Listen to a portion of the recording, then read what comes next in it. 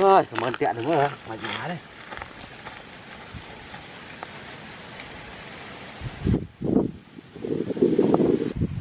Ôi, mạnh mẽ chứ ơi, tè nhá. Nụ đè đó. Trộm ỏng đại linh.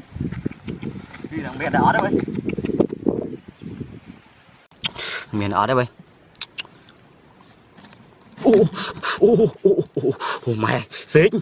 Ôi mẹ. Ôi mẹ xích. Wow. Ui bàn xích muối nè. Mày ơi, ra đi. Giờ chặt ham cho bà. Ý mà có bà bây giờ. Trời mày đi xích. Giờ chặt. Ê mày. Ôi. Đi mày xả đấy. Trời mà một nít mày một mọt. Cho lưu đấy này là hot này. Giờ chặt. Giờ trò. Xì chơi rồi dạ. Ê là cò mà. Tôi vào vài nhà này nè. Này. Mó xin đấy thì lại cho nó xuất. Xì chúng sáng đó này. Ra hơi xì chứ. Rồi ta chầm nó ha. Nó xong rồi quên.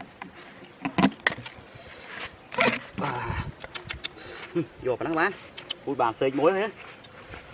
Ui, rồi chầm món ha.